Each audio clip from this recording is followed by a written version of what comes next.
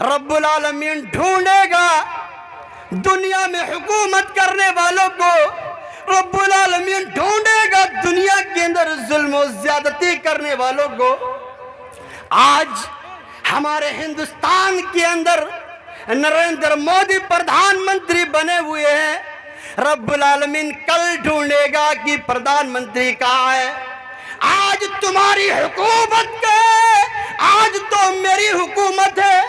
رب العالمین میدان محشر کے اندر یوگی کو ڈھونڈے گا کہ یوگی جس کو حکومت ملی تھی، جس کو قیادت ملی تھی، جس کو سیاست ملی تھی، وہ آج کہاں ہے؟ آج تو وہ حاکم نہیں ہے، آج تو اس کے انڈر میں حکومت نہیں ہے۔ آج اگر حکومت ہے، آج اگر قیادت ہے، آج اگر سیاست ہے تو وہ میرے انڈر میں ہے۔ آج کوئی بڑا نہیں ہے، سب برابر ہے، سب کو میرے سامنے جواب دینا پڑے گا۔ رب العالمین ساتوں آسمانوں کو اپنے دائیں ہاتھ میں لپیٹے گا اور کہے گا انا الملک وین الجبارون این المتکبرون۔ کہاں ہے دنیا کے بڑے بڑے متکبر؟ پھر رب العالمین ساتوں آسمانوں کو اپنے بائیں ہاتھوں میں لپیٹے گا اور کہے گا انا الملک وین الجبارون این المتکبرون۔ کہاں ہے دنیا کے اندر متکبر؟ کہاں ہے دنیا کے اندر تکبر کرنے والے؟ میرے بھائیوں، آخرت سے ڈریے اور اس آخرت کی تیاری کیجئے۔ وہ منظر یقیناً بہت ہی زیادہ خطرناک ہوگا۔ ایک ایسا منظر ہوگا کہ ایک بھائی اپنے بھائی کو پہچاننے سے انکار کر دے گا۔ یوم یفر المرء من اخیہ، ایک انسان اپنی ماں کو جب دیکھے گا تو بھاگ جائے گا۔ ایک انسان جب اپنے باپ کو دیکھ لے گا تو نظریں چرا کر بھاگ جائے گا، کہیں میرا باپ مجھ سے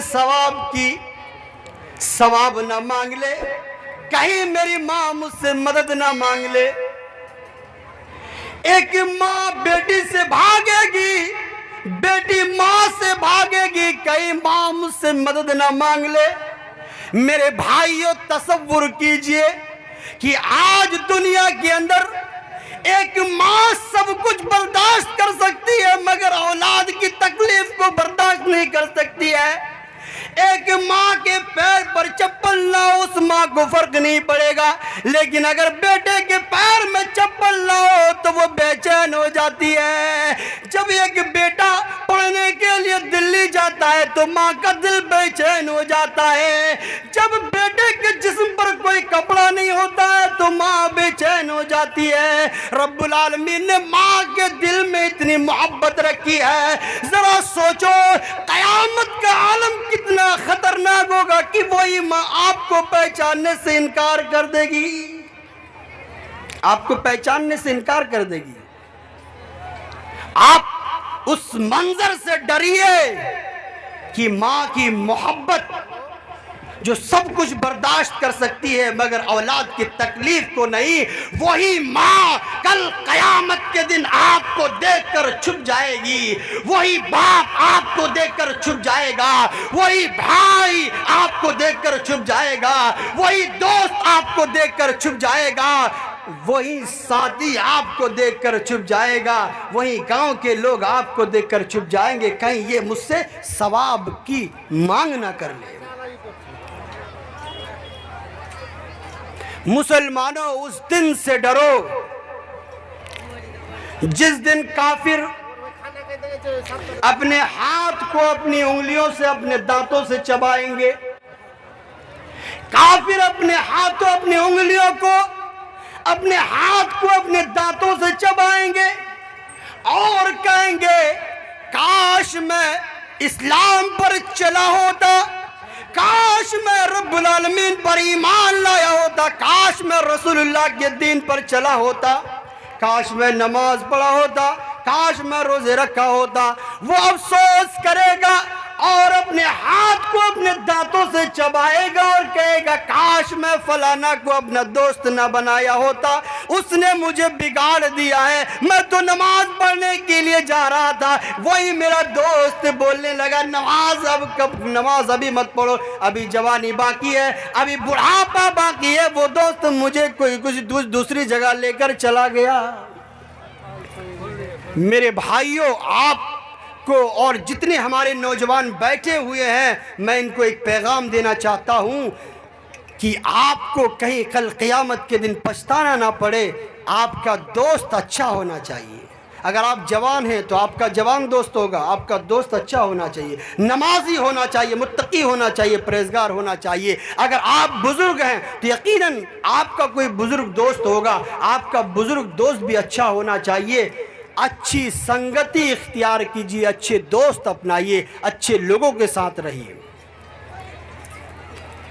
اللہ کے نبی جناب پاک محمد عربی صلی اللہ علیہ وسلم فرمانے لگے لا تزول قدم ابن آدم یوم القیامہ، کہ او میرے صحابہ سنو، او مسلمانوں سنو، کل قیامت کے دن، کل قیامت کی تیاری کرو، کل قیامت کے دن تم سے رب العالمین 5 سوال کرے گا، تمہیں 5 سوالوں کے جواب دینے ہیں۔ سوال یاد کر لیجئے اور جواب بھی یاد کر لیجئے اس محفل سے۔ 5 سوال رب العالمین آپ سے کرے گا، 5 سوالوں کے جواب دیے بغیر کسی انسان کا پیر نہیں ہلے گا۔ لا تزول قدم ابن آدم یوم القیامہ حتی یسأل عن 5 عن عمری، آپ سے اور ہم سے ہماری جوانی کے متعلق سوال کیا جائے گا۔ او میرے بندے ذرا بتاؤ، تم نے اپنی عمر کہاں گزاری ہے؟ تم نے اپنی عمر کہاں گزاری ہے؟ ذرا مجھے حساب دو۔ کیا تم نے اپنی عمر اللہ کی عبادت میں گزاری ہے؟ ذرا مجھے بتاؤ۔ کیا تم نے اپنی عمر، تم نے اپنی زندگی کام کرنے میں گزار دی ہے؟ ذرا مجھے حساب دو، مجھے بتاؤ۔ اس کے بعد رب العالمین سوال کرے گا عن شبابی، جب عمر کے تعلق سے سوال ہو جائے گا، جواب ہو جائے گا، اس کے بعد دوسرا سوال کیا جائے گا وعن شبابی، او میرے بندو ذرا بتاؤ، تم نے اپنی جوانی کہاں پر خرچ کی؟ کیا تم نے اپنی جوانی گھروں کی بیٹیوں کو تاکتے ہوئے گزاری ہے؟ کیا تم نے اپنی جوانی گانوں سننے میں گزار دی ہے؟ کیا تم نے اپنی جوانی بھٹوں میں گزار دی ہے؟ کیا تم نے اپنی جوانی نشے میں گزار دی ہے؟ ذرا مجھے بتاؤ وعن شبابی، ذرا مجھے بتاؤ کہ تم نے جوانی کا ختم کی ہے۔ شاب نشا فی عبادت اللہ، میرے نوجوان ساتھیوں ذرا سنو، جب میدان محشر کے اندر جب کوئی سایہ دار درخت نہیں ہوگا، یہی چھپنے کی جگہ نہیں ہوگی، اس وقت رب العالمین کہے گا کہ آؤ میرے فرشتے، میرے اس نوجوان کو میرے عرش کے نیچے لے کر آؤ جس نے جوانی میں اللہ کی عبادت کی ہے، جس نے جوانی میں نماز پڑھی ہے، جس نے جوانی میں روزے رکھے، جس نے جوانی کے اندر مجھے یاد کیا ہے، اس نوجوان کو میرے عرش کے نیچے لے کر آؤ۔ آج ان کے لیے کوئی سایہ نہیں ہے، آج ان کے لیے کوئی مکان نہیں ہے، آج میرا عرش ان کو سایہ دے گا۔ اس نوجوان کو میرے عرش کے نیچے لے کر آؤ، فرشتے اس نوجوان کو رب العالمین کے عرش کے نیچے لے کر آئیں گے۔ اگر آپ کو جوانی ملی ہے میرے بھائیوں تو جوانی کا صحیح استعمال کیجئے، جوانی کے تعلق سے اللہ رب العالمین آپ سے سوال کرے گا۔ پھر تیسرا سوال ہوگا وعن مالی، بتاؤ تم نے بلڈنگ بنائی تھی، تم 4 ویلر سے چلا کرتے تھے، تم نے عالیشان گھر بنایا تھا، تم نے کہاں سے پیسہ کمایا تھا ذرا مجھے بتاؤ۔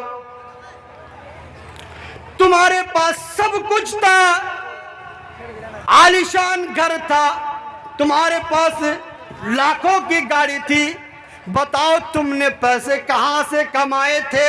مسلمانوں ذرا سوچ لیجئے آپ کہاں سے کما رہے ہیں، کل قیامت کے دن آپ سے سوال کیا جائے گا۔ پھر یہ بھی پوچھا جائے گا میرے بندو ذرا بتاؤ کہ تم نے جو مال کمایا تھا اس مال کو تم نے کہاں پر خرچ کیا، ذرا یہ بھی بتاؤ۔ کیا تم نے مسجد میں اپنا مال خرچ کیا؟ کیا تم نے مدرسوں میں اپنا مال خرچ کیا؟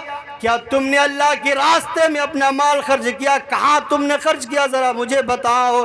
آپ کو کل قیامت کے دن جواب دینا ہوگا کہ میں نے کہاں پر پیسہ خرچ کیا ہے، میں نے کہاں پر پیسہ صرف کیا ہے۔ اس کے بعد اللہ رب العالمین آخری سوال کرے گا